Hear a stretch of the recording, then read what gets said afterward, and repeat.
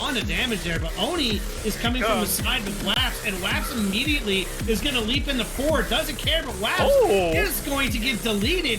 Chronosphere is out. The damage is coming out, but Asa is able to escape because they don't have the Trist. And Scarlet, the feathers. But the Scarlet is the feathers are flying. Oh my goodness, Zuri is going to live. That's well. Going with the classic 1-3-1. Might have a fight here, actually. I think they should be going with the 4-1-1, but the Oni is going to go in, and immediately Lulu gets blown up. Out here on the side. Oh, here comes Rel. She is going to go in, land a 4-man stun, and now the Oni on top, and here comes Waps. Nico is going to land her ult, and down goes Rel, but the damage coming out of Waps. Wrath is going to claim the Nico, and now get caught it, and now Aphelios is here to the party. They are going to land it, but here comes the damage on the backside. Oni is going to delete Nico immediately, and the Haymaker's out, but they don't care. They're taking the damage on here, and Heart stuck gold.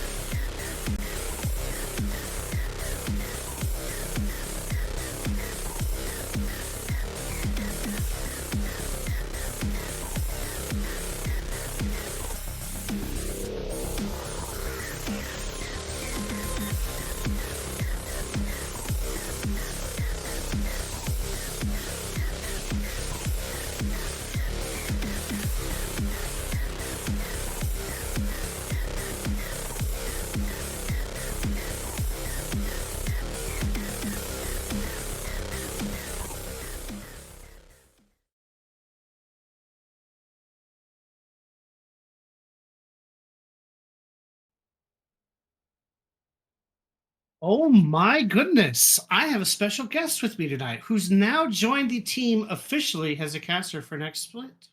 Hi, Amber the Flame. How you doing? I'm good. How are you doing? After a 2-day concert binge of Metallica, Five Finger Death Punch, and Pantera, my ears are still hurting, but it was a lot of fun. Yeah, sounds like a lot of fun. And tonight, we're going to have some fun as we bring you RAWR versus Dint. I'm just going to call him DYNT. How about that? Did you catch the game yesterday? Did you see the results of that playoff game, Amber? Sadly, I was away and I could not catch the results yesterday, but I'm really excited for this game currently. Excellent. Excellent. So let's go ahead and get into this. I do believe this is still going to be a best of 3 for the evening. And we're going to be seeing some fireworks, hopefully, out of our ADC matchup, Toxic Koopa and Machopo. I know like to get into these fights and like to mix it up. And so hopefully we're going to see some fireworks there. We do have the lovely, amazing Coachify GG as our sponsorship. Coachify GG is a new platform for esports coaches to track their students and grow their businesses with 0 commissions and a free to join and a new PayPal integration. It is a perfect tool for coaches who want to level up their gameplay. So, talk to me, Amber. What are you thinking for tonight? Who are you picking out of this one? What do you got? Honestly, my bets are probably on RAWR here. I've seen a couple of their plays and their drafting, and I'm on Team RAWR this one. Team RAWR. Wow. All right. So Ember going right out the gate, giving you Team RAWR. I did get a chance to check the predictions there from the rest of our staff, so I'm not really sure where the staff is going. I know that there's a lot of RAWR fans out there, but DYN, Tigerseye, Toxic, like we've talked about before, and Outrage have been up and down the leaderboards, get some big multi-kills as well as killing streaks. I believe the that they are 1 and 3 respectively on the leaderboards in terms of serial killer. Toxic coming in with 13 kills on the first place, and Outrage with 10 kills, actually tied for fourth place. So I do know that these guys love to mix it up. We do have the final results from the voting from last MVP votes, so we will get into that one here later on, because I think these folks are ready to get this party started here in a second with the draft. Congratulations to Feathers and Fur for winning the tiebreaker on the MVP of the top lane.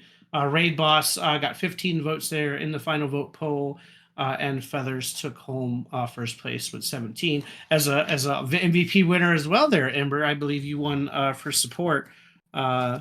How'd you feel? How'd you feel about that nomination and all the support you got with the votes? Wow, I was actually very excited about that because I was not expecting it at all. I really thought Liv, our jungler, was actually going to win that. So I was actually pleasantly surprised. All right, all right. So what are you thinking for bans tonight? We're gonna see the Kaisa and the Zaya that have been so popular, or do you think these picks are gonna be taken away this evening? Honestly, I feel like they're going to be taken away because they're such like strong characters overall, low champions, and they can be used in a lot of team comps and hyper carries. So I'm definitely expecting for them to either be picked or banned. So I'm hoping that we're going to see some bans of ADCs. It seems the trend really these last few these weeks is to ban out the top lane and the jungles, and like just let ADCs play everything they could possibly want. And as somebody who plays mid, I find that fundamentally flawed. They should ban some of these ADC picks and let them play on something they're not as comfortable with. So I too am hoping and expecting that probably not going to see the combination of Zaya and Kaisa tonight. I'm imagining at least one of them, probably the Zaya, if I'm being completely honest. I know everyone has been talking about how strong the Kaisa is, but just the availability of Zaya to kind of have the Rakan there as a support and be able to get herself out of trouble with the ultimate and just kind of dodge everything just seems a little strong in the current format of the team play that we're seeing. So what about from support? You expecting any big support bands coming in? Honestly, I'm not expecting as too big of support bans as I am expecting ADC, honestly. Because a lot of the time people just tend to like at least in IVS at least, I've seen a lot of people try and like ban out the ADC. Okay. All right. I'm going to go ahead and say it. Nautilus should be banned. But I play Nautilus, and he sets up a lot of ganks right off the get-go, and he's been super strong when he has been played. And then as well, anybody that has been running that dreaded combination of the Morg and Kate, obviously. You as a Morg player are probably like the Morg, but I'm expecting somebody, if they're not going to allow that combination to hit the board as a secondary combination of the Morgan Kate, that they might actually ban the Morg, let the Kate work on it on herself. Honestly, that's a deadly combo, so I wouldn't be surprised if one of the champions were banned in that. Looks like we are getting ready for the draft here to get started, and already in chat, Ember is getting a lot of love here from the community today. I'm happy to have somebody else on our roster to cast with. I know folks can only look at my face for so long, and then you got Agai and kind of DBZ holding the fort down. So to have a fourth, and I believe we actually have a fifth joining our rotation here next split as well, that I'm hoping we'll get to see more of. So there are going to be more casters. You guys are not going to be stuck looking at just poor Astro all the time. We're gonna get some fresh perspective in there. Maybe Momo, maybe we get some Prince Momo love on stream here eventually. Although I need time to I still need points. I need you to bet tonight, Momo. I need your points. If you don't bet your points tonight, you know where I'm going. You know I'm coming to pick on you with a certain team. So how about the threat of publicly shaming you that you better bet some points points this evening, so I can have at least a chance to get some of those back. Looks like they are just kind of locking up, talking about some of the roster adjustments, making sure that everyone's got their games in here. So it gives us a little bit of time there, Ember, to kind of dig deep into some of these chant polls and see what we're expecting. Interestingly, just kind of looking around at what has been played recently. I'm seeing outrage play some spicy stuff in the middle. I see Corky, which I love Corky, and a lot of Talon games with some Kiana games as well. We haven't really seen the Assassins come out, but we surely haven't seen a Talon and a Kiana come out. How would you feel about seeing a Talon this evening? Being a talent, I feel like that's a pretty rare pick nowadays. Now with Neferi coming out a bunch and everything, I feel like a lot of people just disregarded him because of that. So it'd be very exciting to see him, be played this evening. You're right. The Neferi, kind of how the Neferi works into some of these champs, and kind of getting away from seeing it. I would be shocked if somebody's going to let Neferi be played tonight. She might get some bans her way. I don't know if it's in the wheelhouse though of RAWR. I don't know if Jonakis has really been playing the Neferi at all. If he's been working it into his rotation, he does obviously have the Poppy, the Ornn.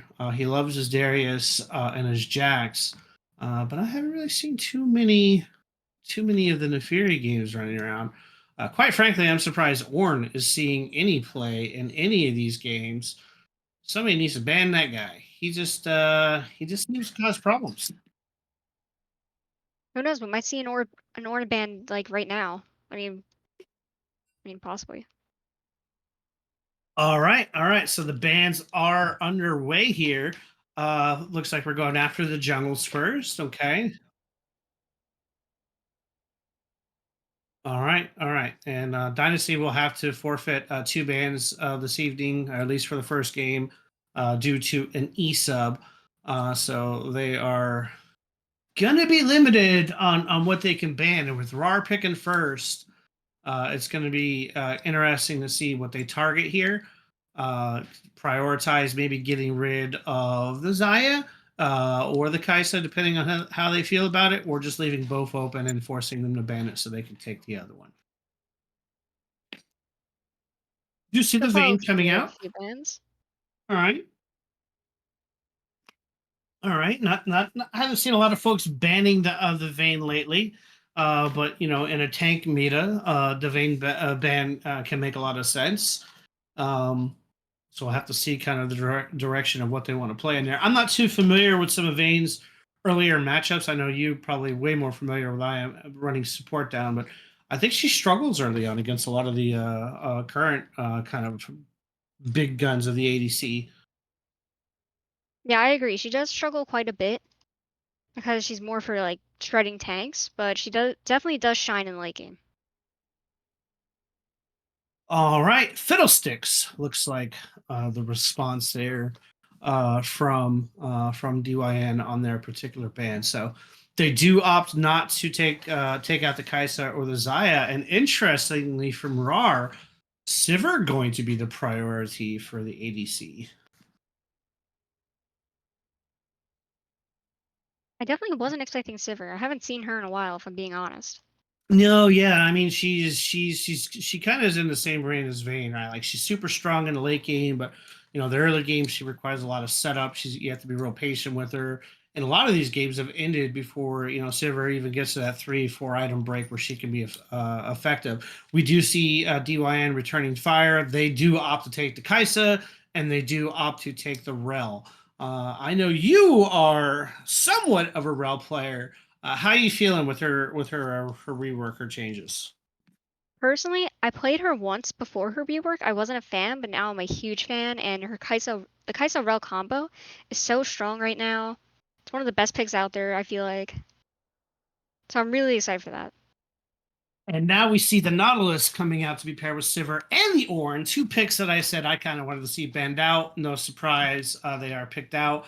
Obviously, the Ornn has the ability to kind of, even if he falls behind early, he's still very impactful Yeah. in the mid to late game because of the way his he's giving those items out and just his kit in general. He's gonna have fun up top though because we do see a Gwen being picked. I can't remember the last time we saw Gwen. I agree. Gwen is kind of a rare pick these days, but picking Gwen against Ornn is a pretty good pick. Oh, and then there's the Nefiri ban. All right, all right. So respecting the fact that the Nefiri can be run in the mid. I haven't seen a lot of folks trying to run her in the jungle. I'd be interested to see what her actual clear speed is coming out of the jungle, but not this evening. Obviously, the return ban here on the MF indicating that this Kaisa can be flexed mid as well. Always got to be where the Kaisa mid. I'd be more scared of the Tristana mid than I would the Kaisa mid. All right, so let's see here. I mean, you've already got the Ornn, the Nautilus, and the Sivir set up. So what? You're banning more jungle picks. It does look like they're going to go ahead and take both the Rek'Sai off the board and interesting return fire on the Ivern, who is super strong. But now you've set up an interesting scenario for DYN. They've got first priority. They can take the Sejuani here. They can take the Vi here. They've got a lot of options. The Wukong as well. They opt to take the Mumu. That's another one. I'm not as big as fond of Mumu, but he does fit into their team comp and what they're trying to accomplish here. So it is a solid pickup. And now on the other side, again, you still have the Sedge open. You still have the Vi open. You kind of have the ability. Ooh, we see a Mordekaiser. Now, is that going to be a Mord mid or is that going to be a Mord jungle? Honestly, it's so hard to tell, but I'm really excited to see what they're going to do here. They don't have a lot of range. They do have a lot of beef. So, with the Sivir, you kind of going to have a little bit more damage unless you're going to, obviously, with the other tanks there, play the more of the aggressor in the jungle, which does look like what they're going to do. And then obviously taking the Victor right here. So RAWR's got themselves a really, really good front to back fighting comp, along with the ability to use the Mordekaiser ult to take somebody out of the fight. And then on the other side, we obviously have the spiciness of the Kaisa with the Rel. And the Yone is going to be the response. So Yone in a Victor is a matchup I'm very familiar with from the side of Victor. I've played this matchup a ton. Obviously, the Yone wants to use his dash, get in, get on top of the Victor. The Victor needs to hold his cage down to the last second to when the Yone comes in, and then the Yone can't complete his combo because then Victor can just walk away. But there is that period where if Victor misses, then Yone gets to chunk Victor down and take Victor pretty much down to zero whenever he wants if he does get ahead. So be mindful of that particular matchup. But you see the teams, Ember. You still on the side of RAWR here, or you're rethinking that strategy? I'm kind of rethinking it like a little bit because I am biased towards Kaisa Rel. I've seen what it can do. It's a deadly combo. So now I'm not too sure. I mean, RAWR 100% has the better scaling late game comp with the Sivir layered on top with all the beef she's got in front of her. The problem is she needs to get to that late game. And this is where I think that DYN has a better early and mid game comp.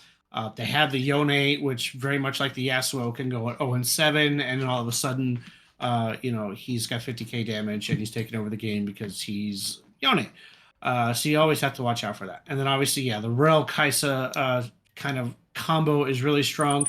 And Gwen, once she gets to the mid and late game, she becomes a problem. So the Mord, really his targeting has to really go to this Gwen and Mumu to take them out, so Kaisa and Yone can get more exposed and they can get more damage on it. But man, it's going to be really interesting to see the direction they take these fights and how RAWR navigates this early in mid game, and then if they can transition into that mid late game successfully with that Sivir getting to 4 items. So predictions are up.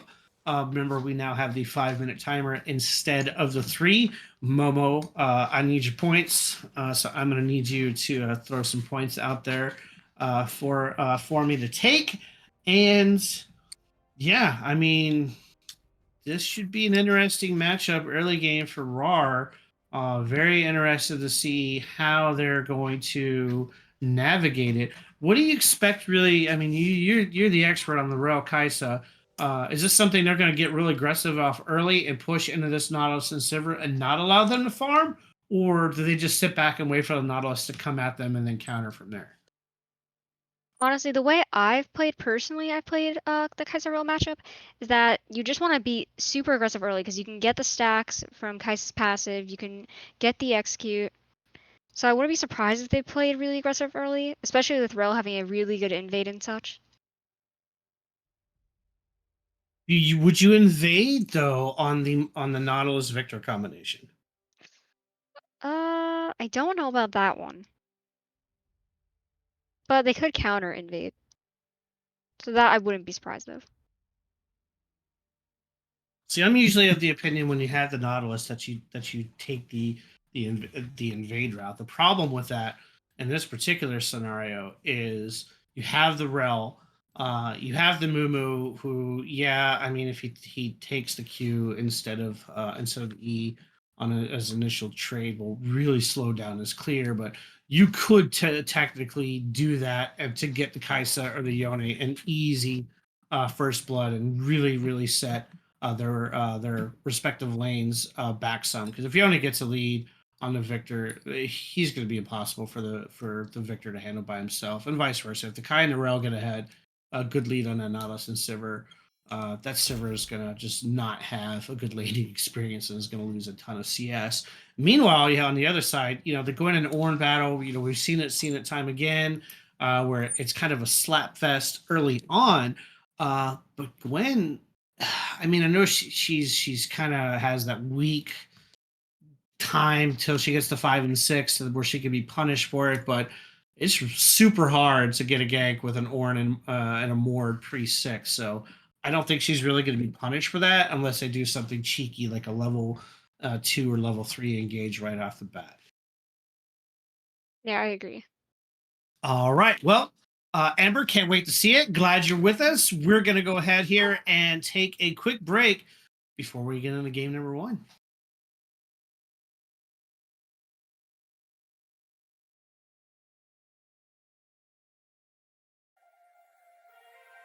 Turn it all out, told me every secret.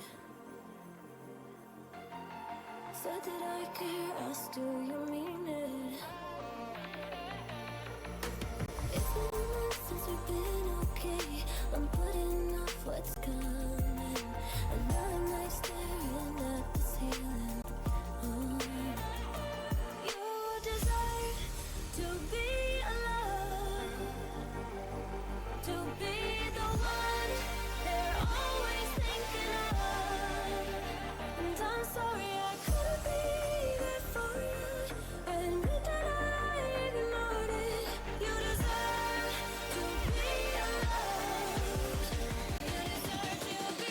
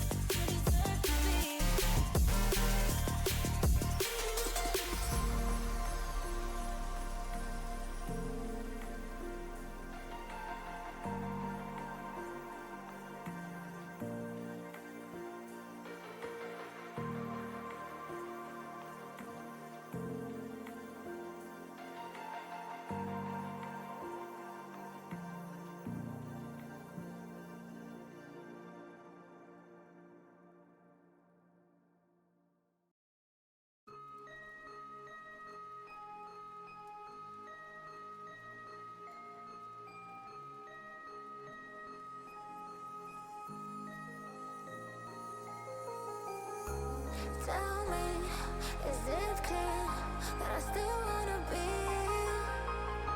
I see you denying, but I know that I made it clear. I want you to know that I'll be close through the darkest. When the sky is getting bright, I'll hold you. I'll never let you go. When you're falling, I'll be closer.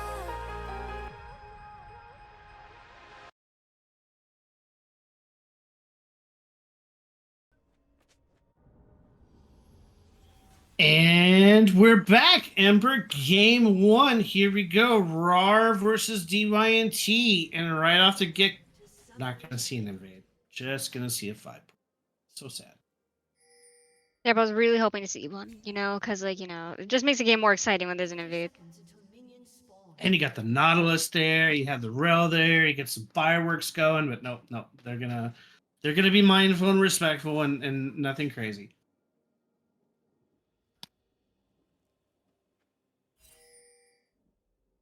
All right, so predictions should be done and in, and hopefully, I didn't even get a chance to bet this one, Momo. I was giving you grief, and I didn't even get a chance to put any points down. So sad, so sad. All right. So we do see right off the bat, Kaisa, Sivir, Adorn's Blade. Oh, we do see they walk right in. Whoa, okay, it's going all out. Little cheeky trade there.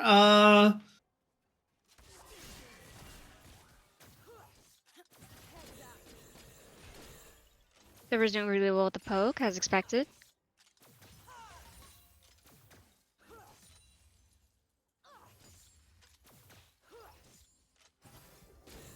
Whoever gets this level 2, this is when things are going to really heat up. Yeah, see, it looks like those Sivers got the beat on it. They're gonna have the shorter route, I think, and get to 2 first. You can tell she's already pushing. She's already using her boomerang to get ahead real quick. Looks like a pretty nice trade in the top lane.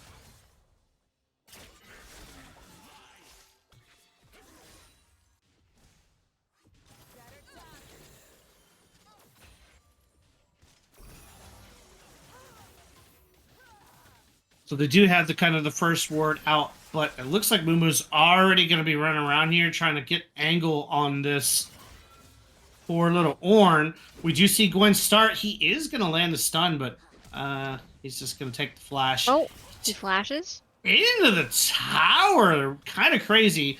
Here comes the victor. Daz is going to take a little bit more than he wanted to. He walked a long way around there. Oh, he dodges the cage.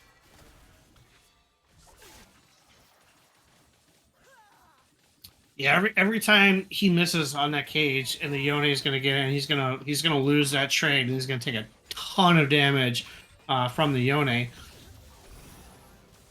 But especially with Yone having that ignite, he has that advantage over him in like any fight.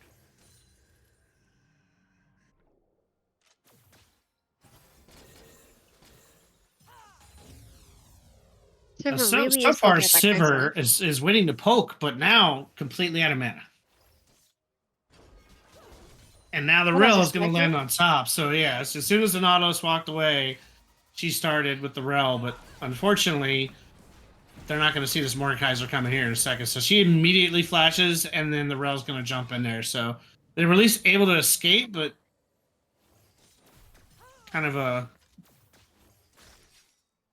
washout there.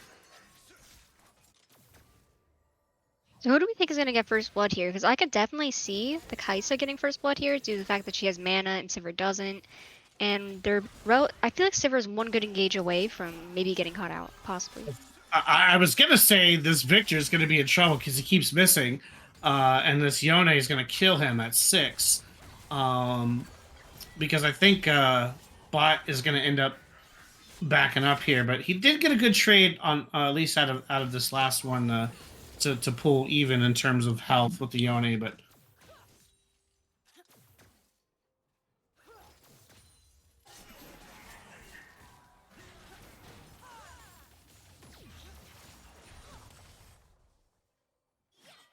Kind of more posturing here on a not too much in terms of fireworks yet. I think this mid lane is going to get spicy here real quick because I could see either one of these trying to get a flash gank in immediately when they hit 6.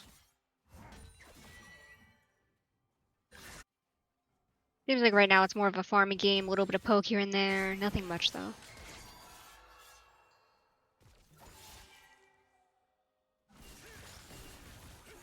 Ooh, he ate a lot of that combo from that Victor to try to get that CS. Had a lot more than he bargained for. Yeah, that was a lot of damage there. Makes you wonder if He it was is exactly worth it. well, I mean, he is now out of mana, so there is that. I don't think that trade was worth it, especially when you're still even in CS. But Daz doesn't have any mana really to follow up at this point, so the Yone can kind of play around that now. Always that strength of having the magnificent non-mana champion. Yep, there's always that advantage in lane.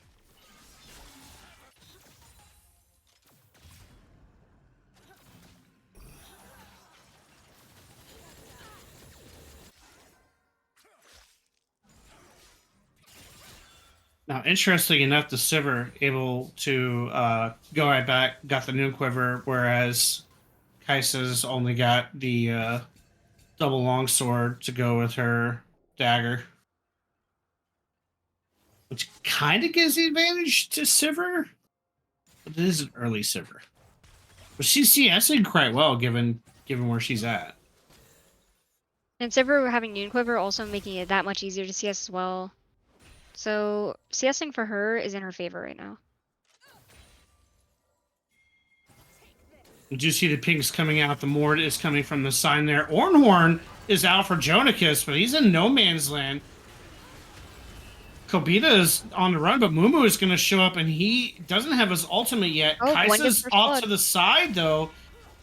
Kaisa and now Sivir are going at it. Meanwhile, Kobita is going at it, but Mordekaiser is now going to be forced to run. I don't know if he's going to get out of here.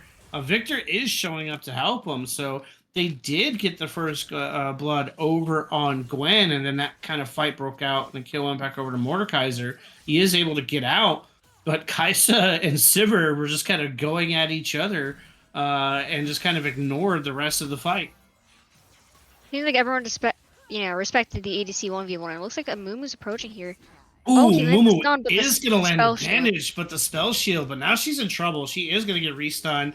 Juice Packet is going to collect that kill. I think he thought the Kaisa was going to move forward to collect the kill, but then she just opted to stay on the farm. Yeah, I agree. Or he maybe thought that she's going to shoot out a W, but not sure at this moment.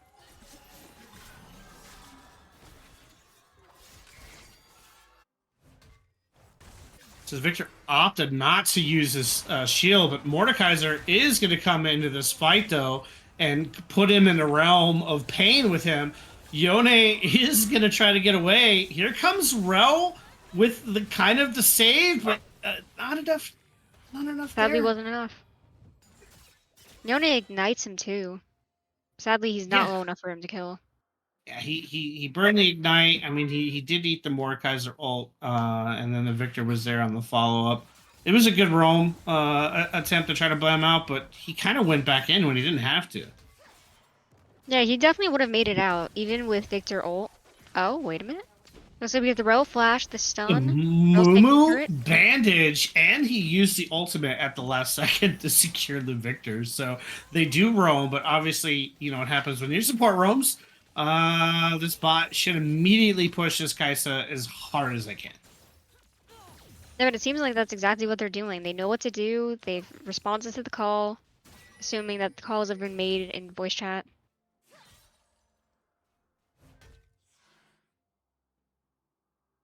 Seems like Gwen's also perma pushing this Ornn.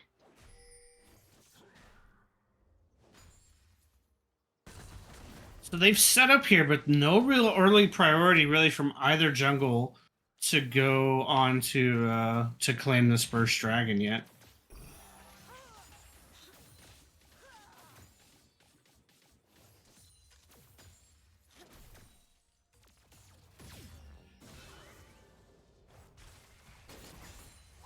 Looks like Kai'Sa's either building Static or Kraken currently. I mean, I wouldn't be surprised about the Static shift because, you know, Hybrid Kai'Sa that's like leaning more towards AP in this meta seems to just be more common right now.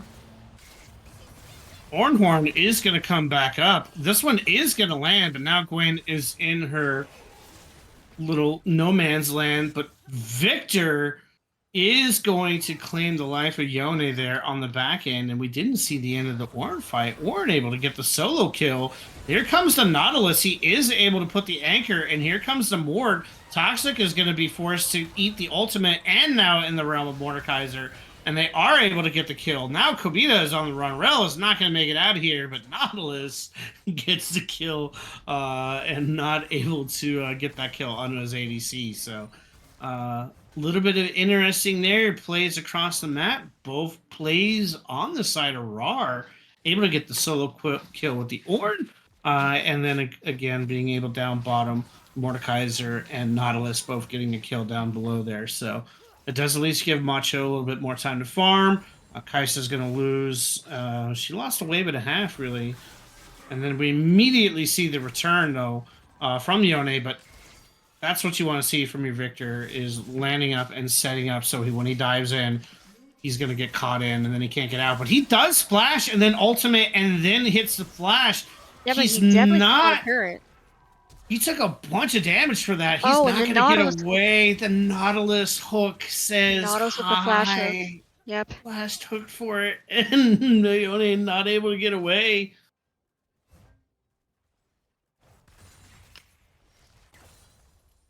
That was rough because Yone played that super well. He flashed, he ulted, except he just hanked a bit too much turret there. Oh, and then we have a Mumu there shutting down the Mordekaiser. That was a nice play from them. Yeah, the Rel coming over on the side then, and then setting that up, and then Mumu able to get the shutdown back in. I mean, he's already got his embrace finished, whereas, you know, obviously the Mord has opted to go Rylai's first item, so it does give them a little bit more goal to that Mumu here. And now Mumu is going to get caught out, though, but they don't follow up with the kill. He just goes and smacks him, stops his recall. I don't think he wanted to fight that 3v2.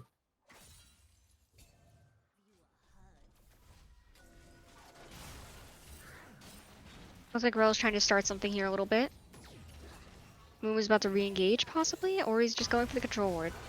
Ooh, he's not gonna get out of that if they go and re-engage. But Outrage has been caught out by the team of Victor and Ornn. Victor roaming up top here. Outrage doesn't know what to do. He's gonna go ahead and take it and die. And now we have the return fire. Nautilus is caught out in no man's land. Toxic is able to secure that kill. We see Sivir poking at both of them, but I know she's not going to want to 3v1 that fight just yet. That's not for item Sivir. The flash from the Rel? Flash, but the spell shield on Sivir was actually amazing.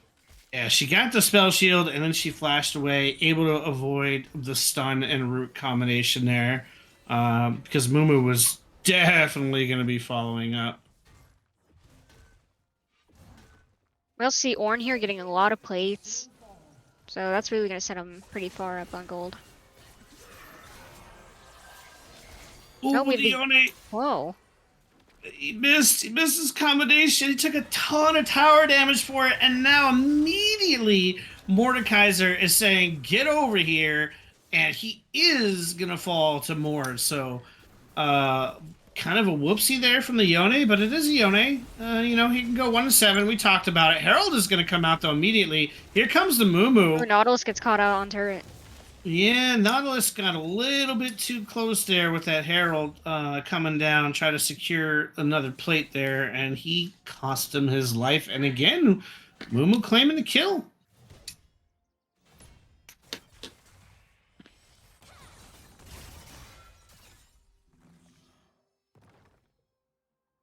So kind of what we expected, kind of mostly from the early game. Wasn't expecting to be seeing a Mumu 5-0 at this point, but the rest of it kind of checks out where we thought. Honestly, the surprise has been bottom. Sivir does have a small CS lead. She did decide to take Static as her first item, as well as the Kai'Sa also taking the first item. So The bot's been kind of more the even than I thought it would be. I thought the Kai'Sa and Rel would get more of a lead, but Rel has kind of wandered a lot to get other lanes ahead, especially with that kill with Mumu on the Mord in the jungle for the shutdown. So, any surprises for you thus far? 70 kills in 15 minutes. Usually some games run a bit slower than that, I feel like. So that honestly took me by surprise.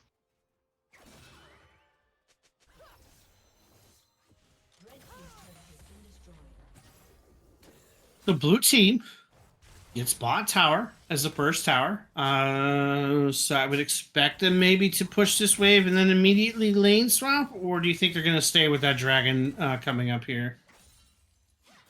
Honestly, I would expect a lane swap. It's usually what's done to try and push out mid. And they can still safely get to Drake. They just have to walk down a little bit.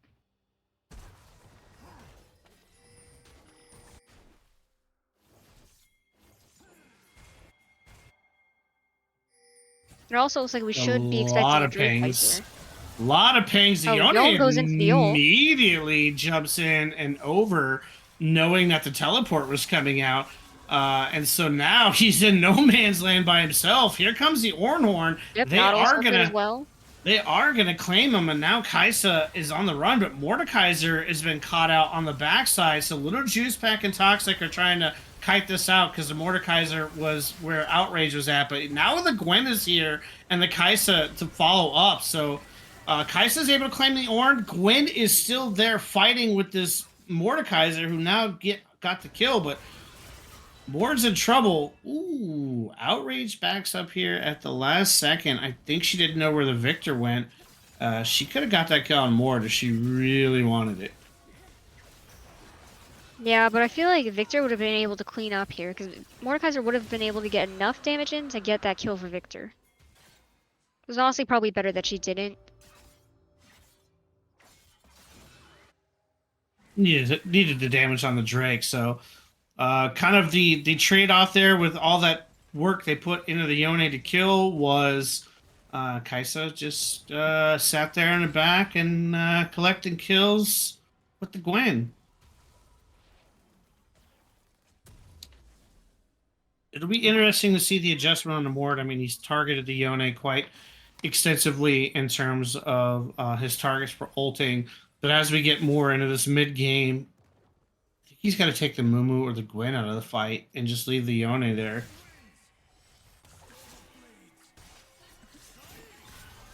I definitely agree there. Speaking of how Yone is 1 in 5, and he's not going to do as much currently until he gets to the late game.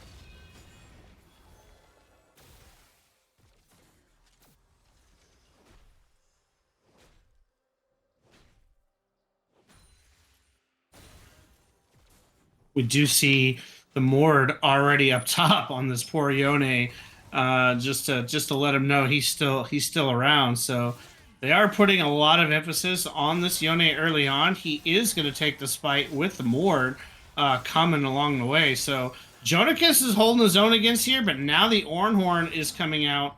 So Ultimate is out, and now Mumu here on the return with the Rel. Yep, with the ult. Following up here, making sure that Toxic gets the kill. So again, Kai'Sa able to claim a kill on this Ornn, who thought he was getting out from the Mord, but I guess, I don't know if it's a miscommunication there, because it looked like the Mord initially was coming over for gank, and then kind of sat back, and then as soon as he went back, Yone came in. Now Outrage is going to dash right in, and wow.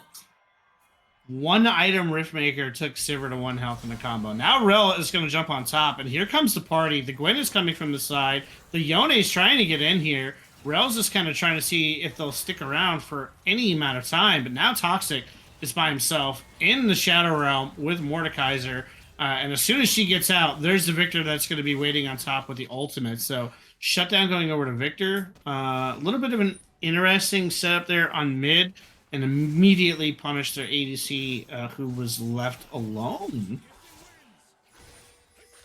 It's looking like Victor's going to start scaling pretty hard, getting that item advantage and the gold advantage over the Yone. Or hopefully Yone can maybe even things out. It's a Yone. You know, you're not doing Yone things until you're like, 1 in 7, 1 in 8. Victor though, in trouble. He got He's nowhere to literally getting cut go. out.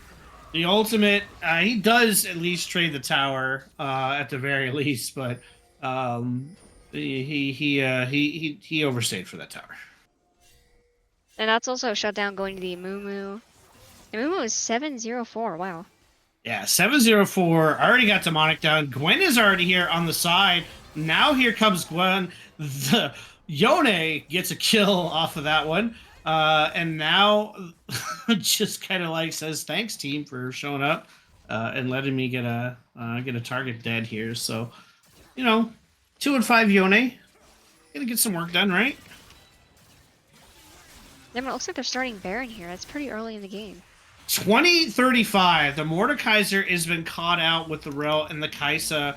The Ornhorn is going to come out. Interesting if it's going to hit in the pit and get any attention, but now the Kaisa is going to have to peel off to the side, and they are going to start this fight. Wow, Mordekaiser took a ton of damage there instantly, and now Ornn is by himself, and Muma's going to claim the Baron, and they successfully pulled that off.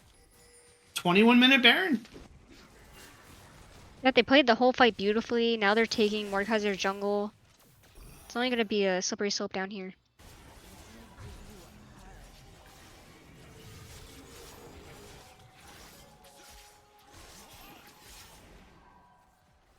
So, we kind of talked about that. How do you navigate this early game with this mid game with this Sivir? She hasn't really been present in these team fights. Like she's still farming. She's not in bad shape in terms of farm, but she's got her quick blades completed along to go with her static. But Kaisa has been more prevalent in these fights and has that presence there where we're not really seeing it for Macho yet.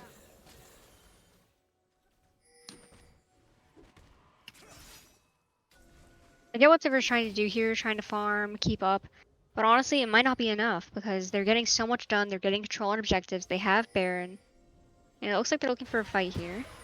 Ooh, the Shadow Realm coming down on top of the Yone. He is going to get caught out, but now they're abandoning Mordekaiser, and everybody is dogpiling Uga. And Wow. Uga is going to just vanish off the face of the earth.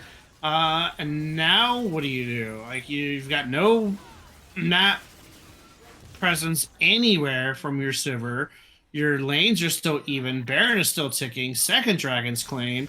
And now you kind of have the lead where gold was pretty much even. Now you got the 2K gold lead.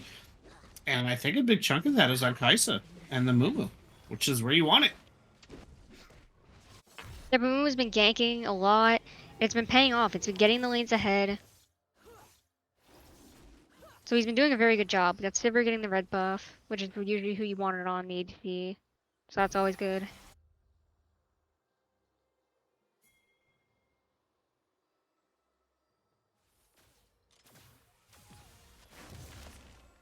Still have Baron. Haven't really done much with it yet, so we'll have to see if they try to take advantage of it here. It looks like they're going to at least get the last of the outer turrets down here. But Yone, maybe feeling himself, is going to instantly go on the Ornn. Looks like a fight's happening here. We see the Ornhorn. Oh, Yone gets the dash combo. with the ultimate. Yone played that so nice, waited for the Ornhorn to come out, dodged out of the way, and then immediately dashed an ultimate back on top of the Ornn to finish him off. But now Uga is gonna have to use his abilities to get out of that fight. It is gonna ghost away there. He was gonna get caught out by that Mumu and Rel, but he is gonna back off here. But now Mumu is waiting on the side. But interestingly enough, they left Kaisa alone in the mid. They're very, very interesting 3-1-1 setup here with the ADC kind of all by herself there.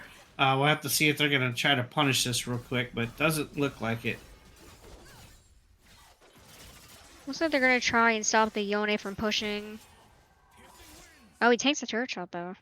Again, Yone has tanked a lot of turret shots here. He has not cared one bit. He dies. Mumu is now caught off in the Shadow Realm, but he is Pack is just waiting around. Now here comes the ultimate, and the Kaisa shows up. Mordekaiser gets deleted, Ornn gets deleted, and again, your Sivir is just kind of Macho's not able to get into these fights and get any work done and get any damage in. Just Kai'Sa just shows up, hits some buttons, and Mordekaiser kind of vanished. Mumu ulted at the perfect time. Rel ulted on top of that. It was a really clean team fight there. So it's hard to fight with all that lockdown and CC. So now we're going to see 2 more towers going over to the side of DYN. And now you've got a bigger lead just kind of coming out here. Macho's chasing, but the damage from Kai'Sa just melting and obliterating the Sivir. The Ornhorn is coming out, though, and Nautilus is able to root her down, but now Toxic is going to have to kite his way out, but now the Mordekaiser's here. Chubby's going to go down. Toxic is not able to get Chubby down. Oh, what a nice kite from the Kai'Sa, but unfortunately, just not able to finish him off. The Nautilus was able to save a Sivir, and then everyone just kind of came over, and I don't know, Toxic thought the rest of his team is coming, or just, hey, I'm going to die, I might as well take as many as I can with me. Yep, I've been there before.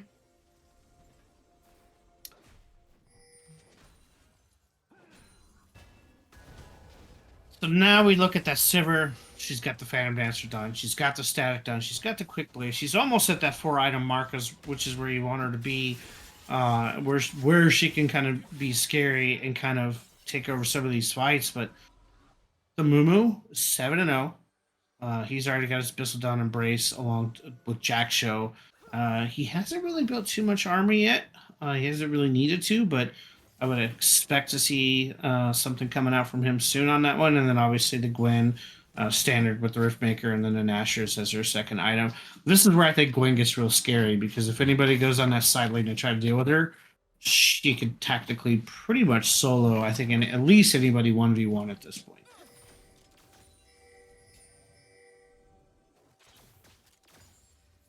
Looks like everyone's Pings bot are side out. getting the Barons up. Yeah. The pings were out. I think they thought they were going to get the victor until they ran in to the ward there, indicating where they're at. So they're kind of holding here. But if anybody walks too close, this Mumu and this Rel are going to jump. They haven't made any priority over to the Draken yet, and Baron. Gwen is now okay. So I was gonna say, they don't have any really vision around here, but Gwen is going to clear out. They do start the Baron. I'm assuming they're at least going to try to force us out, but Outrage is in here by herself with the Ornhorn coming out, but now the Rel is here, now Toxic is here, down goes Nautilus. My goodness, that damage coming out. The Sivir's here on the backside as well, and she is going to get the return on the Kai'Sa. Mumu just kind of, just soloing Dragon, just taking this Dragon by himself, taking his time. I mean, they successfully stopped Baron, but Kai'Sa died in exchange for it. Yeah, I mean, you got the Ornn, you got the Nautilus, but you lost Kai'Sa in the process. You did get the Dragon. It's kind of a win, right? Like, unfortunately, Sivir got the kill, and Sivir knows that Rel is there. Rel is going to stun, but I don't know if she's trying to bait this for the Mumu. She does miss.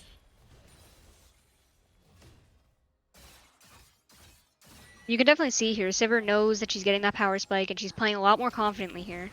Ooh, Little Pack is going to land the removal. ultimate on top, though. It's just the two of them, but Rel able to clear it out. Juice Pack is still just fighting both. Rel is now abandoning Mumu, and Juice Pack is now realized that Gwen is not here. And the shutdown goes over to the Mord.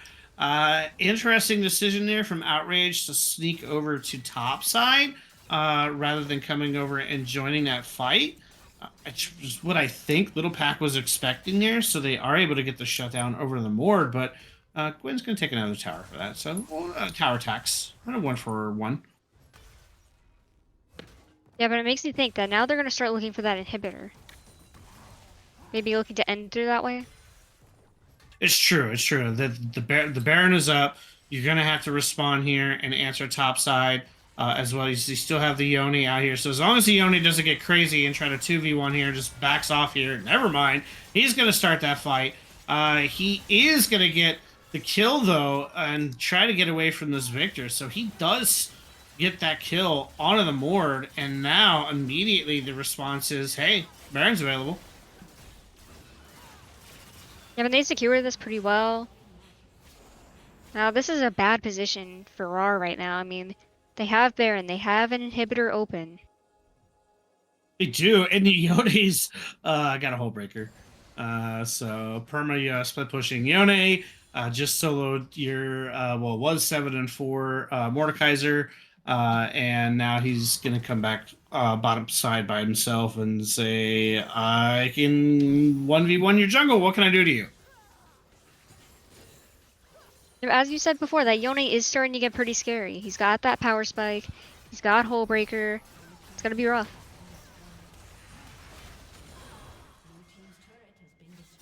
I mean, the key here is keep the Sivir safe, let the Sivir cook. But Yone, Daz goes golden, but I don't know if that's going to save him. Oh, just barely does. But immediately you can see now tower inhib going down in the mid. This Kaisa is here just waiting for Mumu to go out, and they can't respond to the Yone on a split push. Yeah, but depending on how this team fight goes, this could either be game or they could maybe come back possibly. So they gotta be really careful with how they play this. That's another Ibhib down. Victor's realizing he can't fight Yone traditionally, so he's just going to try to push him out and force him out. But now you have the Gwen, who's just going to jump on top. The Ornhorn is going to come out and is going to knock up Kobita, but they don't care. The Kaisa is just here in the back. Dazo catches the Kaisa out, and she is going to claim that kill. Mumu re-engages with the Gwen, but unable to get the kills properly down. So they do stop the push. Yone was not able to join the fight. So interesting here on the split pushing decision on the Yone. He could have followed it and jumped into the fight. He tried to push, and then you just kind of had a breakdown there in that inner tower situation. So the inhibs are down. They got some kills, but it is an AK gold lead. And now your Sivir does have that cleaver to go along with. So she's reached her 4-item spike, and now she can really do some damage in these fights, but will she be given any time to do so? It seems like she's already starting to farm the super minions at mid. It's looking like. So she's gonna get even more gold, more items. So this could be bad. This could be bad for them. So even though they've got the AK gold lead with DYN, with the Sivir there, with her items done, if she gets any amount of time to go along with the Victor, who, I mean, deleted the Kaisa, did what he was supposed to do, instantly took the Kaisa off the board. But now you've got possibly Soul Dragon being done by DYN, and it doesn't look like they're going to contest. Just give it over to Hex Tech Soul. And just kind of like wait and see if they can get a team fight with the Sivir. Looks like it's going to be what RAWR chooses to do here. Seems like now everyone's trying to look to end here. If they can defend, get another good fight here, they could stay in the game a little longer, but really depends on what angle they find and if Victor can kill the Kaisa. We have a 3-2-2 currently. Grell walked up with the Gwen here, so they're escorting all the lanes to converge here at once. But this is kind of the strength of a 4-item Sivir. She can delete these large amounts of creeps really quickly. Outrage is going to get caught out by the Ornhorn, but now the Kaisa is in the back. But Mordekaiser is going to try to get this Kaisa down, but Kaisa able to get the kill out, and now Kaisa is in the back. I don't think he realized she's alive. Cherry's going to fall. Down goes the Ornn, and now it's just Victor here trying to stop this ticking time bomb and not able to do so. So just like that, you called it. Last team fight was going to end it, and you saw what the game plan was from RAWR. You know, you kind of saw them coming back on the Sivir, able to stall the game out, but ultimately not able to deal with the One, who started 1-5 and ends in 6-6.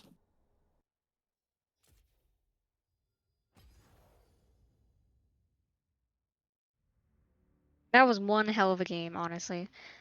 I mean, Kaisa Rel worked really well. Sivir started scaling, but just wasn't enough. They were already so ahead by that point that she just really couldn't do anything. Yeah, I mean the damage. You look at the damage charts here. The Kai'Sa with the 33, almost 34k led the team. I mean, Toxic Koopa was just all over the place. He was always present in the fights, whereas Macho was kind of waiting for that late game scaling Sivir. It started to show up and it started to work, but unfortunately, just too little, too late. 8k gold lead to come try to fight through when you have a split pushing Yone and you have that Gwen there on the side lane. So good adaptation there to try to stall the game out, but unfortunately just a little bit too late from RAWR on that one. But hey, first game, pretty exciting stuff. And I'm wondering if we're gonna see from RAR maybe a more like early game focused team call because of that. Yeah, I mean the Ornn with the Sivir kind of indicating that you're going to do this big scaling and kind of sacrifice the early game. I think really set them back. I think if you have the Jinx or even the Zaya, that game might have gone a little bit differently for RAR in these team fights. And they might have been able to get some of that. But I mean, we did see with the strength of the Sivir, she was able to avoid some of the combinations coming out from that Rel Mumu combo, able to spell shield and get away. So you saw what they were trying to do, but just not able to execute it there in the end. And again, Kaisa just able to just farm damage and just melt targets. I can't believe she wasn't banned. Well, I have a feeling we're gonna see her either picked or banned this time. So I wouldn't be surprised if we did see a Kaisa ban here. Speaking of how she's very strong, like in almost every stage of the game. She was poking out Sivir early. Well, not exactly, but like at the first official trade of the game, we saw them go head to head, and Kaisa was able to get a little bit of that damage in, but it was a little bit rougher. But overall, it was rough on the Sivir. Where Sivir was poking, but her mana was gone. She couldn't do much. All she could really do was farm in that lane. It was pretty rough. Yeah, I mean, Macho really tried to establish early tempo against the Kaisa on the server. Dumped a lot of his mana in the laning phase, trying to get that and poke it out, but ultimately just ran himself out of mana, and then they couldn't really get into any of these team fights. So they did pretty good job of going even in lane and not really getting themselves in a position to get ganked. I mean, Mumu was there. I mean, Mumu was everywhere. Let's be honest, but they weren't able to make them pay for that. So these teams go right into draft, no waiting. So again, because of the E sub, DYN does have to eat 2 bans. So not have 2 bans. So Timo is just some they've agreed to take out, as well as I believe the next one will be Callista. So interesting enough, again keeping the bans. RAR is on the jungle. Not allowing the Prance Dance Pony to make his return to the ring. And then we're gonna see obviously the Callisto, which is the fake ban. So now DYN has a choice to make. Do they let the Zaya or and Kaisa through? And it does look like they're just going to keep the Fiddlesticks ban in place. Gwen actually being the return ban from RAR, and now again we have the Kaisa actually banned out from RAR this time. So now we have the Zaya as being a priority for DYN if they want, but they choose to take the RAW first. Honestly, Rel can be very useful with a lot of comps, so I can see her being a really good first pick. I mean, my team has first picked her before, so it's a very strong pick overall, and it's not very exactly very telling of how the team comp is going to be played exactly. This is true. We do see the Sivir again coming out from RAR, so they're pretty confident with the pick. They're pretty confident of where they were going with it, so opting again to kind of prioritize taking that pick there. I I know where RAR was trying to go, and I know that the window is there, but to me, Sivir's just in a super tough spot. Like as soon as you see that pick, you know that it's going to be a big late game, and you can pick around that. So to me, picking her first is kind of like signaling, okay, we're just going to trade play scale for late game, and we're going to sacrifice the early game and just try not to lose too much. So we do see the Maokai coming out with the Sivir, kind of more of the flex pick. You can play the Maokai bot, you can play the Maokai jungle, so you kind of move them around. But typically, would expect with that rel on board that this Maokai is going to be a jungle. So I don't really think you run the Maokai into the rel.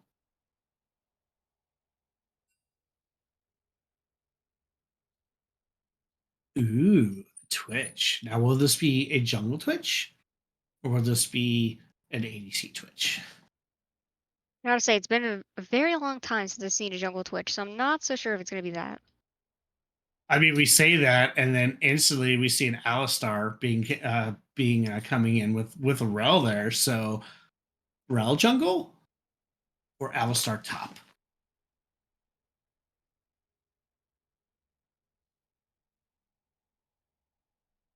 Looking like a pretty interesting draft so far. Very interesting. I don't know where that Alistar is going to go. So I'm kind of curious on where they're going to play that Alistar because it doesn't look like their top plays it. Maybe I can't see anybody playing an Alistar mid these days, but we do see Soulkeeper's favorite jungle Kanye coming out here as the return pick here. So now you've got these funky lanes out here. We just see the Akali ban coming out, but RAWR banning Akali, interesting. Okay. So I'm assuming they're trying to set up their Sivir better. They don't want any assassins to get to her, but you still leave the well, I would say the Vi. But given that we're seeing a Rel and an Alistar, I don't think we're going to see a Vi. Looks like they banned Siles, and honestly, I gotta say, I'm a very big fan of that because back when I played mid lane, he was a huge counter to me in most of the champs I played. And just he's overall just a menace. He can break or make a game, especially if there's good ults to see like Maokai ult, stuff like that. So honestly, it was a pretty good ban from DYN. And then obviously respect ban onto the Darius, which I want to say is the most played champ from Jonicus for his top lane. So they do take it out, and then again another kind of ban on the LeBlanc on the Akali. I was just gonna say, yeah, this still leaves you. I mean, you have the Ari, but now you've left open a Syndra. Ari's not gonna like that matchup. I absolutely hate Syndra into something like playing an Ari into a Syndra matchup. The Syndra is gonna always have range. She's got the poke. And if Ari doesn't get any help, she will completely wipe the Ari off the face of the map. She's just going to hard lose that lane. But interesting enough, here they're going to take the Xerath. Ooh, okay. So this is way more of a skill matchup on here. So that should be fun. I really can't wait to see how that mid lane plays out. Yeah, I totally would have expected that Syndra could punish not only the Ari but Kanye as well. Plus, I believe with the way the Syndra works with Sivir, that it'll only block the initial part of the ultimate, and then the rest of the balls will still go through. So it actually plays on that one. But Xerath, kind of a similar thing when she uses her ult. She can knock the spell shield out and then still have the rest of the damage there. But we do see Renekton, which is another big Jonicus pick. He loves his Renekton. But then we've seen the Cassante in return. So this does indicate to me that that's going to be a Rel jungle, which the nerfs kind of targeted that one. So I haven't really seen Rel jungle run after her nerfs. I know her first clear is super slow, but DYN opting to take that matchup in. What are you thinking, Ember, seeing these two teams? Honestly, I'm now leaning more towards RAWR this game, just by seeing the draft and how they've done it. So I think RAWR is definitely in favor here, especially if they can make it to the late game. So I'll be honest, if that center stayed, I would 100% picked DYN to win this matchup outright. but the Zereth and the Cassante into the Ari Renekton has me questioning what DYN is trying to do with this team comp, because you have this kind of like pokey with the Zereth, and you have like this all in from the realm, the Alistar, and then the Twitch, who kind of needs that time to be able to get his damage out. So Kanye being able to get to the Twitch is a concern. So we'll have to see how Alistar plays that matchup, because that alone is going to be the key part to that. Can the Kanye get to the Twitch and delete the Twitch, or does the Maokai give Gator enough time to eat the rat? So I'm really interested to see that bottom matchup. And yeah, it does look like we are going to see a real jungle. I gotta say, I haven't seen real jungle in quite a while. Speaking of how you said that the nerfs were targeted more towards that, so I'm very curious to see how they play out that, like, playing real.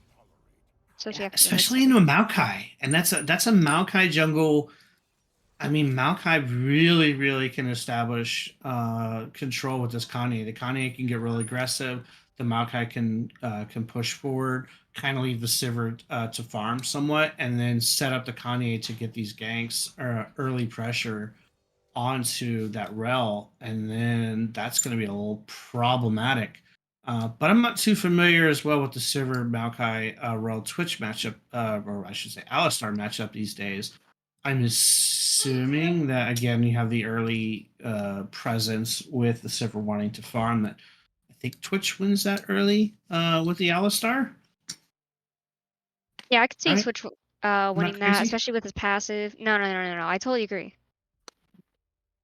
All right. Well, predictions are up. This is going to be game number 2. We'll have to see if RAWR can face a game number 3. And with that, any final thoughts before we take a break, Ember? Honestly, I think you've said it all. Like, this is just gonna be a very interesting matchup. We have Twitch, who's a stronger early game than Sivir, I believe. So I can't wait to see how it plays out. All right. Well, get your betting in there, folks. Momo, you better have some points spent, and we'll see you here in a few.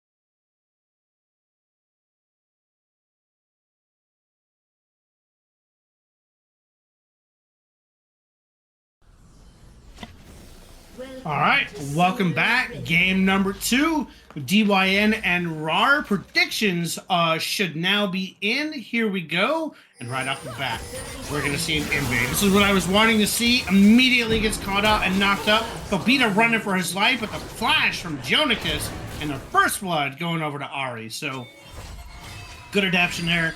I was hoping we were going to see some fireworks, and we got it, Ember. Yep, I gotta say, I love seeing First Blood this early. It's always so exciting, and it really sets the tone for the game.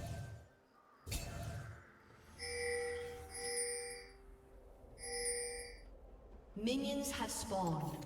We do see that Ari did elect to take dark, get the dark seal ring.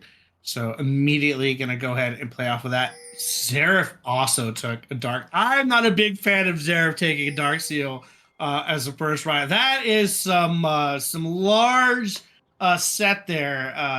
Kazuha Nakamura taking a dark seal into your matchup there in the mid lane, but we'll have to see how that plays out. No, it's gonna be interesting to see if he can get the stacks or not. And you have the Rel as jungle there, so we do see a little cheeky play here. Immediately the root is going to come out. Macho getting a little bit of damage in. Looks like the trade was about even. I mean, damage is around the same. We still have Twitch having his passive still on Maokai there.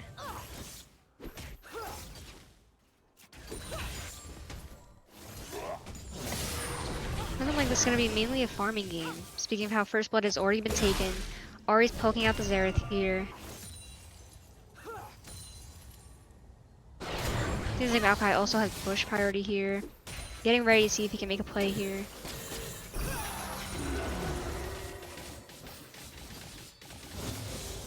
Sivers getting that nice poke with the W. Got it. Honestly, that's one of the best things about Sivers, that you could just farm and poke at the same time. I personally love it.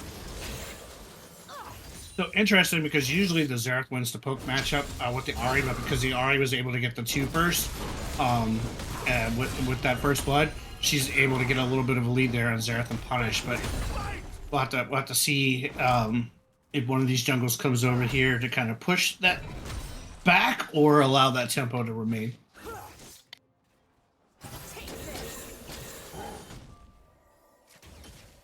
Talk to me about these item choices. What are you thinking here, Ember? What are you seeing? Honestly, I'm a very big fan of the Twitch longsword start. I think it's good. He gets more potions. I think it just gives him an overall advantage, even though he doesn't have that Omni Vamp.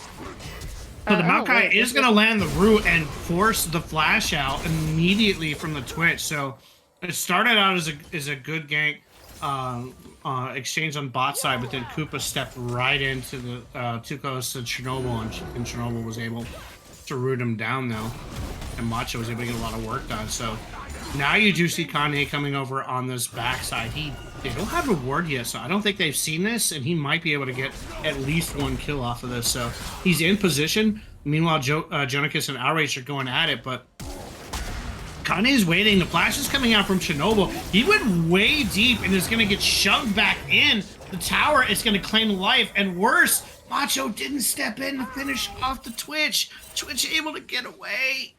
He's 1 HP. Oh my god. And honestly, a lot of people tend to forget about the power of Alistar. He can bonk you into turret range. He can push you there. But honestly, I gotta give it to the Alistar. That was a really good play on his part. We have the Rel here going for an engage.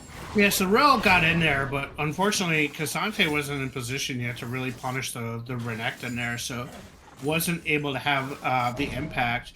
And, you know, we kind of talked about early on, the Rel a little bit slow on that first rotation, gives all the credence to Kanye to get an early gank on if he chooses to. But then Maokai went so deep, not respecting the Alistar.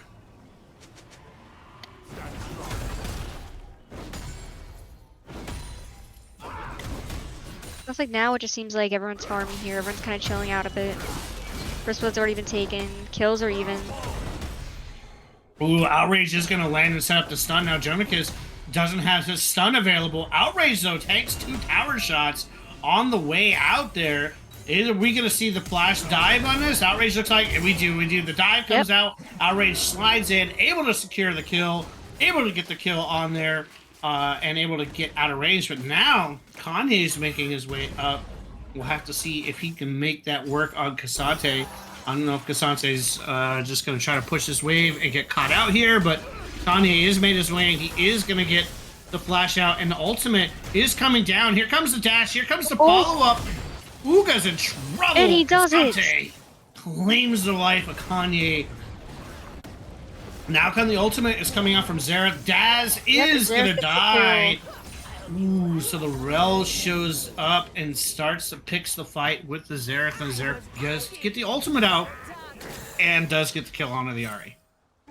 Xante has full boots, Sheen. He's got a lot of things right now. It's looking like he has a really good advantage over the Renekton currently. So he opted for the steel caps, which I've seen a lot of times into this matchup, but Kazuka stayed for a long time in that range, but Ahri just not able to get in range to finish him off, but that was super close.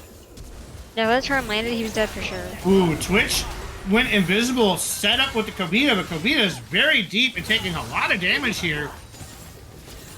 And Macho able to fight his way through, but eventually the poison ticks down. Maokai's dead, but here comes Kanye. Toxic needs to be careful here with this Kanye coming over this wall. If he doesn't respect it, even with the Alistar here, he's gonna die. Ooh, the Q so close from the Sivir. Kobita is gonna get here. Here comes the Kanye, but he missed. No, he's going back? He's here now, but now Kobita is gonna be able to tank it and root him and stun him, but Uga is trying to continue this fight, but now Rel and Ahri coming up the backside. Juice Pack is caught out. And he's going to be forced back here by this Ahri. Now Jonicus, even with Cassante having a 2-kill lead, Jonicus still wants to try to pick a fight with Outrage, but he better be careful. He's got to keep in mind that Cassante has his plated steel caps, the Sheen. Those are all pretty good spikes. And that could make or break a fight. I'll say though, Twitch does have a 2-kill lead right now, along with Cassante. Yeah, but he's dead. Look at the CS difference, though. Kind of negates his lead. He's missing so much CS. And Xerath immediately is going to fire ultimate at the direction of the Sivir, noting that they were low. But Daz is going to show up to land the charm. He misses the stun. If he had landed that stun on Daz with the Alistar coming, he probably would have gotten a kill. Yeah, I agree that he definitely would have been able to secure the kill there.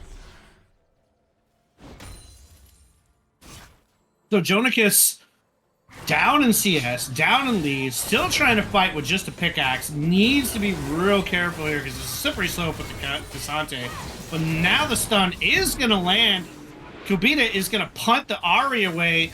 And Kazuka not able to get all the damage combination onto Chubby to finish him off. But did chunk him down pretty heavily there.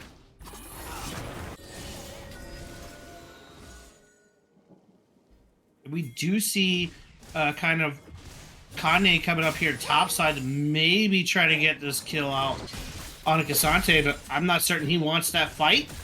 Rel is looking to start Herald.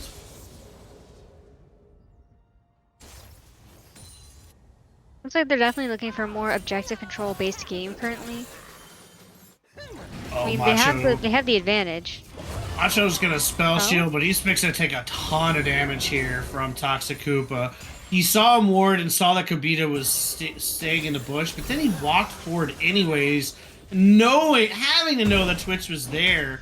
So a little bit of a whoopsie, but they weren't able to at least kill off Macho. But they did do a number on his health bar.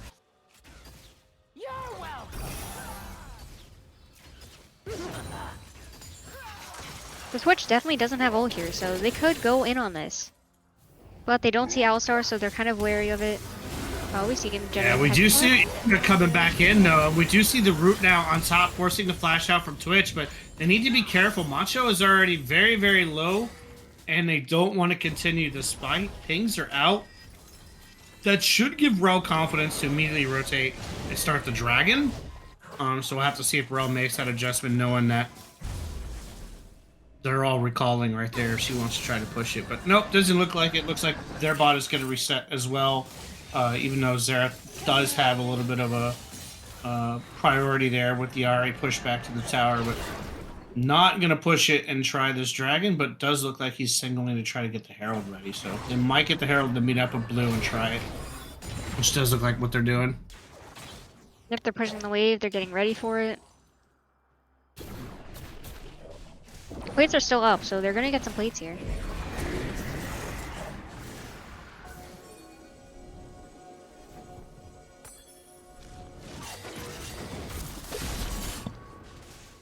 So we do see them posturing over here. Tell me about these item bills. What do you think, and looking at what Twitch started with versus where server's going? Honestly, Twitch with Bork is just, it's so broken. So that's a huge power spike for him. But he's still pretty behind on farm. Not as behind, but still has a little way to go to try and like really help his lead actually,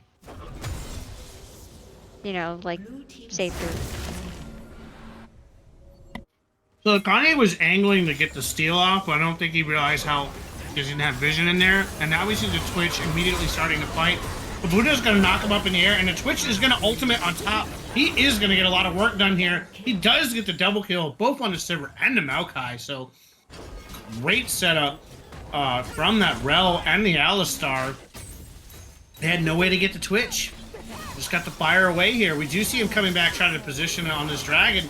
We do see Kobita is now going to get caught out. He does punt Uga back away, but Daz is here with the ultimate ready to go.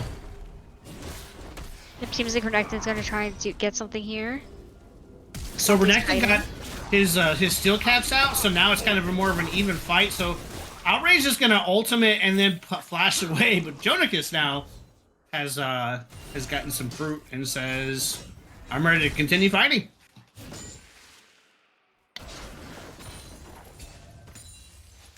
Looks like Rel's farming, Sante's backing. That's gonna be really good. You know, to possibly grab some plays, but also we see Cassante getting Frostfire Gauntlet already. Renekton does not have that gold yet.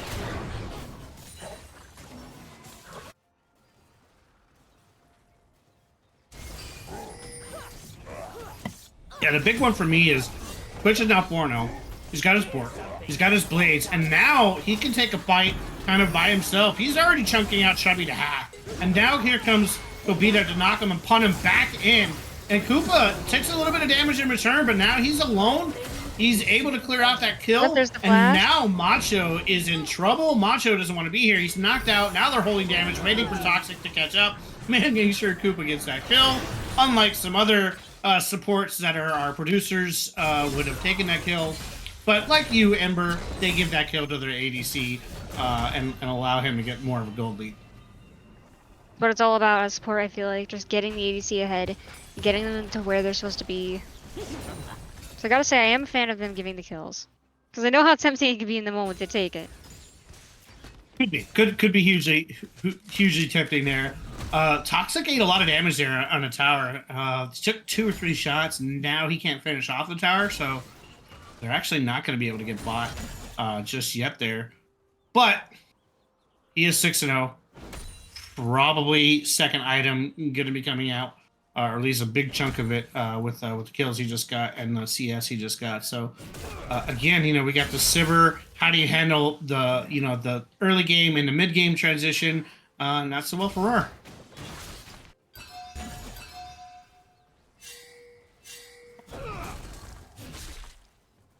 So, Ember, you played from behind before. How does RAWR adapt to keep this game going? Well, to continue that thought, as Daz and Jonicus both jump on Outrage.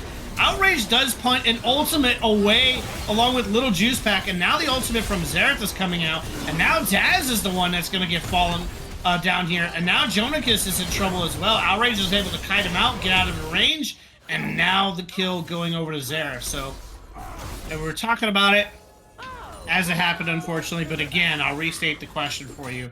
How does, knowing what RAWR's comp look like here with the Sivir, you're behind in the early game, you have a lot of pressure from this Cassante Twitch. How do you navigate this mid game to get back into this game? Honestly, it's all about learning to play from behind, starting to farm, try to catch people out if you can. It's honestly not easy, but most games, I feel like Baron Buddies personally played from behind in a lot of games. Red team's turret has been destroyed. So we're very familiar with it, we know what to do.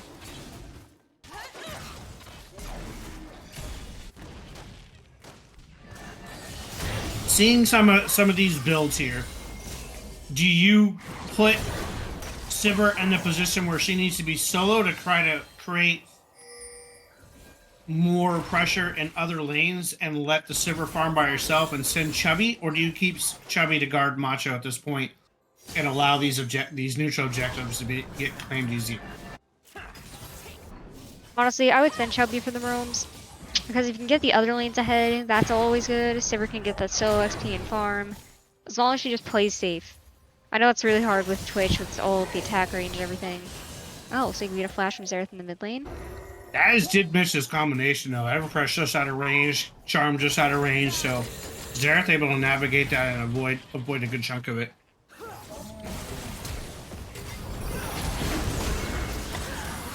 So the fight is started. Toxic is forced to back, and the Maokai ultimate is now on top. But now Twitch is in position. Kobita knocks him up in the air, and the ultimate from Twitch is out. So now they are in trouble. What turned into a 3v2 is going to turn into death here. They're not careful. They are able to get out at the last second, but Toxic, wow, look at that damage that was coming out. He's so ahead right now. He's doing all that damage just with an ult. Like, that's so hard to play against, I feel like. Like, I don't know how they're going to bring this back.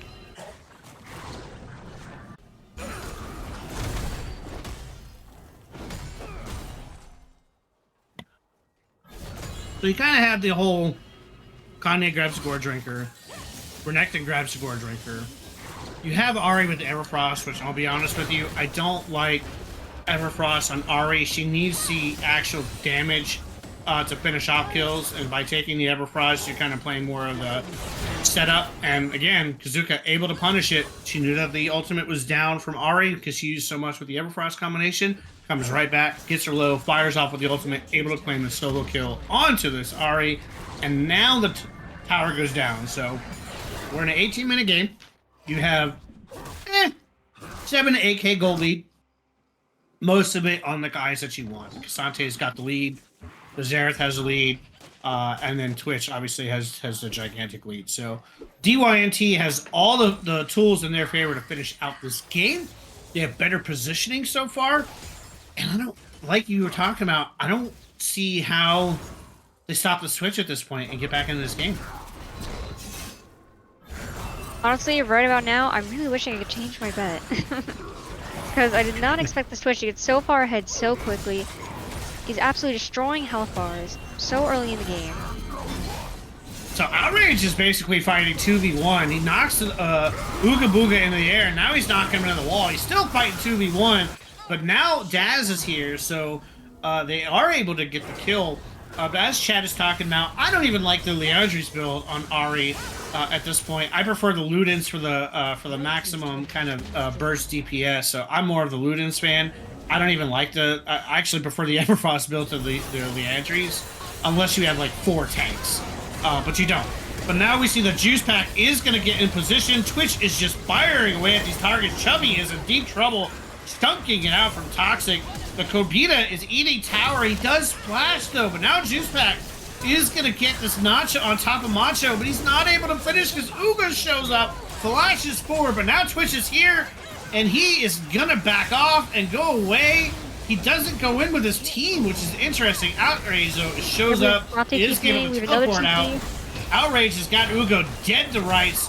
The Herald is still here. Outrage is still kiting. Kind of in the backline is Toxic, just kind of waiting for his angles, but Outrage is doing just work down here. He's taking too many tower shots, so he does need a lot. And Rift Herald gets a second hit.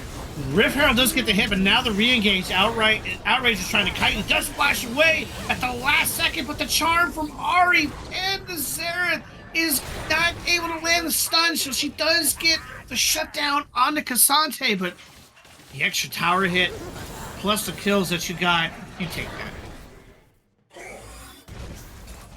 Yep, and Twitch still has his bounty. Xerath has a bounty right now.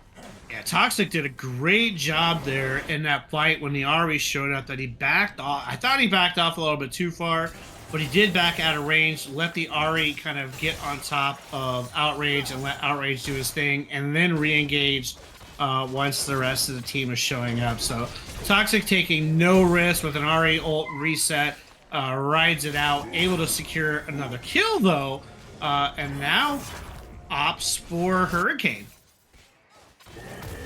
I have to say about what you were saying before, I personally do prefer Ludens on Ahri.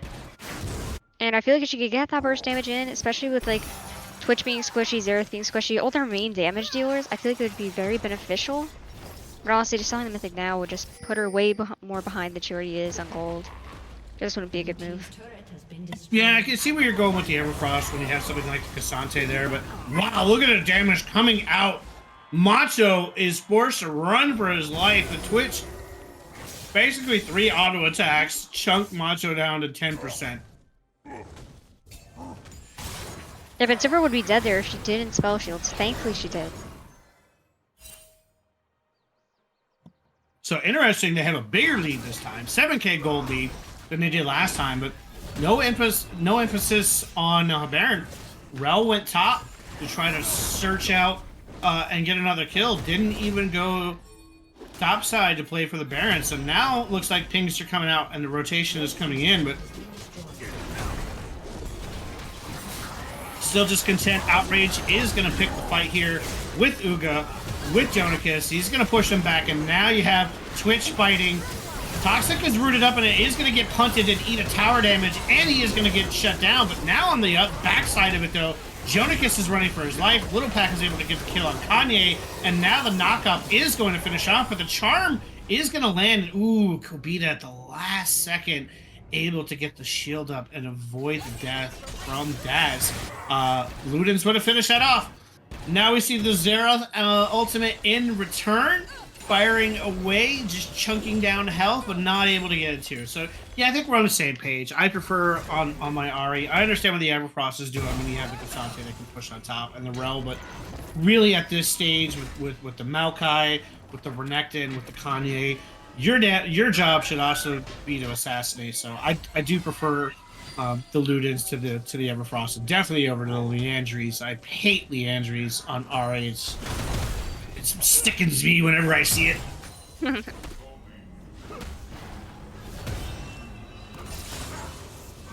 Uka's going to show up here at the last second and does manage to save the tower. And now Outrage is running from a potential 4-man. Honestly, Ari has a chance here to get back in the game. She got that 700 gold shutdown off Twitch. She has the gold. It just depends on how she can use it and utilize it to get farther in the game. She actually uses it for Verdant Barrier.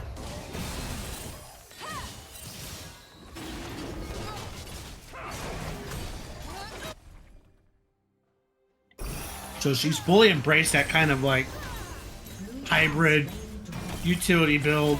Outrage is able to get this tower. He's pushing right through, but on the backside, Uga shows up, Chernobyl shows up, and now Outrage realizes that he can't fight all of this, but he is going to choose the ultimate out and dash away. Here comes the Maokai ult, though. He is rooted, and they are unable to even get the Baron off of it. So they are able to get the kill and secure the kill on Outrage. Nothing was done in the meantime. They couldn't start the Baron. Couldn't get any work done in these other lanes.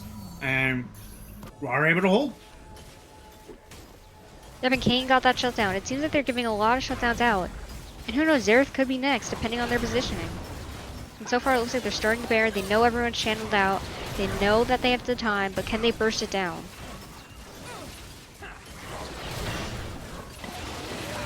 I mean, this Twitch has damage for days. They saw that Kanye walked over on the other side. They saw him go over the ward, so they knew he wasn't going to be able to make any sort of play on there. And it was just the damage of, can Twitch get enough damage in? And yeah, you know, again.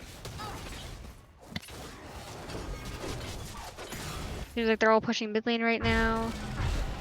I mean, they have that Baron buff they're putting to use.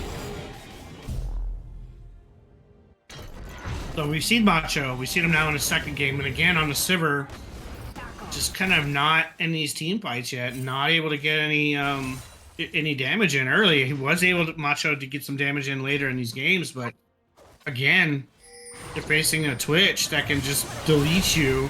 We do see Kara get caught out, but Dad's not able to land a full combo. And in return, the ultimate and Toxic showing up. Xerath claims the life of Renekton, and now they're on the run. Here comes Toxic. Here comes Kazuki. They are charging through, right through the tower, not even caring. Tower is going to fall. Now you've got Jonicus down for 30 more seconds. How much are you going to lose in response? Wow. Immediately, Kobita goes on top there of Kanye. Kanye is ultimate trying to get away here. He is going to flash to avoid, but now you got the inhib coming out. And Daz better be careful. He does not want to push too far forward. They're instantly going to rotate to the second inhib.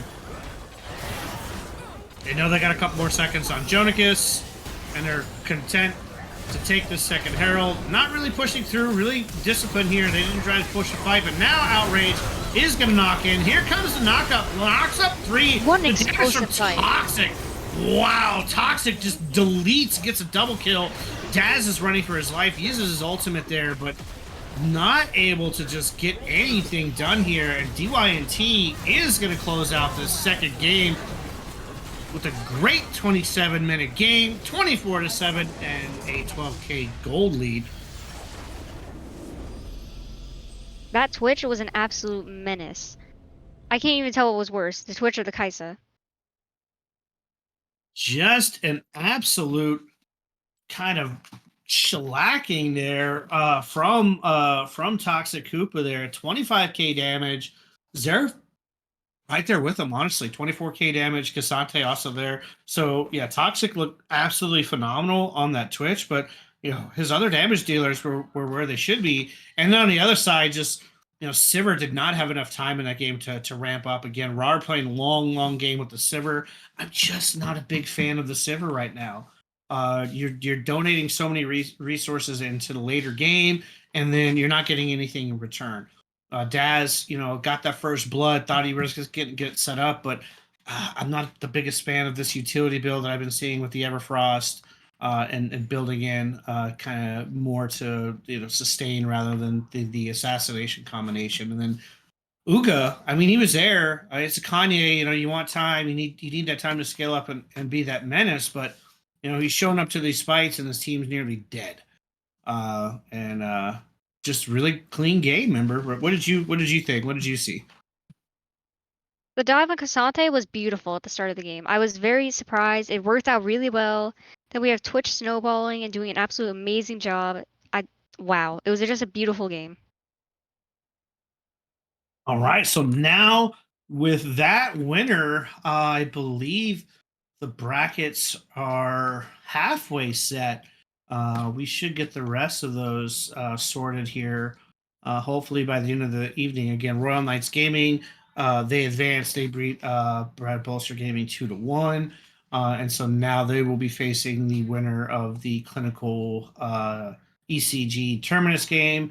And then now with the RAWR losing out to DYNT, DYNT is going to go on to face the winner of the Hard Stuck Gold and Business Time game. And then that sets up for our best of fives moving forward all the way up to the champions. So what are your thoughts moving forward as we go into these best of five series here? What do you expect to see from these comps?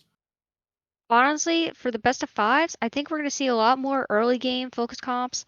Best of fives tend to be long. I mean, there's a lot of games, there's a lot of time, so I wouldn't be surprised if we saw a lot of early game focused comps at the start, maybe towards later having some late game. I'm also expecting a little bit of both here, actually. So I think RAWR again, able to kind of like navigate weirdly in this early game with the Sivir. I think if you got the Zaya there or even the Jinx, I think you're in a better spot in some of these fights, able to get a little of these more kills out and maybe shut down that just monster Twitch and that Xerath that became so problems. But unfortunately, not able to recover from the early game. It cost them really, I think, both games. But I mean, they fought beautifully. They managed to delay that first game out longer, but second game that Twitch was just too problematic, too big of a lead, and just kind of ultimately too big of a mountain to climb. We do see some points exchanging hands with our predictions there. I don't think Momo bid on anything, so I'm gonna have to. I'll have to pick on Momo here very soon, but hey, great games tonight, Ember. I absolutely enjoyed having you. I am looking forward to seeing what you bring to our casting table as well. Obviously, on the back end, you guys don't see all the work that Vish puts in on the backside, but I assure you, we all love what she does. And then our very wonderful and amazing producer who is just such a lovable human being. We all love Soulkeeper dearly. I have nothing else. If you wanted to lead us out the door there, Amber. Honestly, both teams played to their fullest extent. They played well. I'm not so sure about the Sivir pick still. It's a lot of resources, as you said before, into something that just they ended the game before Sivir could really get that power spike and could really actually be relevant. All right. Well, I appreciate you. Nothing else, Ember. We'll see you guys on the Rift sometime soon. Bye, guys.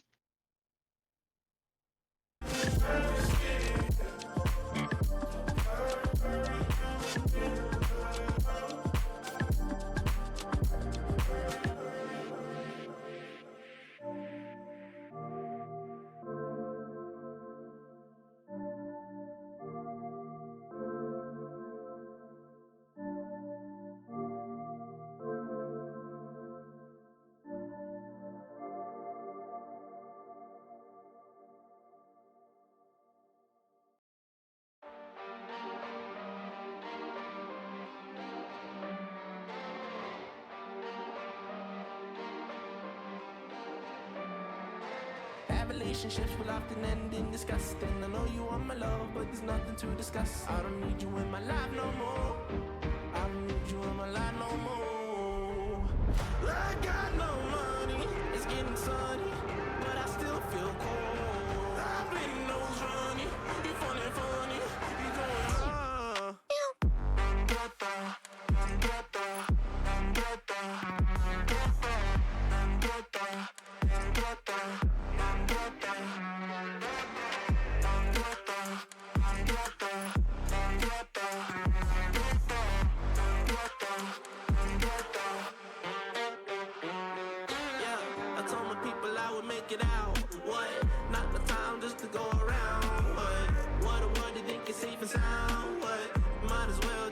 it down. It's always winter time inside my mind. I find it hard to bury, 'cause it gets cold and blurry. Yeah, it gets cold and blurry. She took my heart and then discarded all the evidence. All of her actions were a clear case of malevolence. I got no money, it's getting sunny, but I still feel cold. I've been no honey, funny, funny.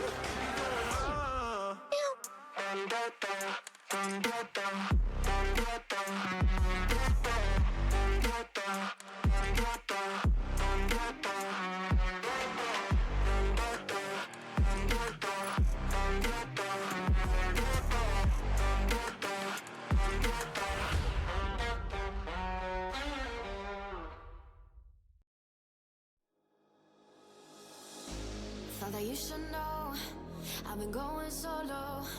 Want my love, baby, earn it. Yeah, dancing on my own. See if you can follow. Got me feeling alive.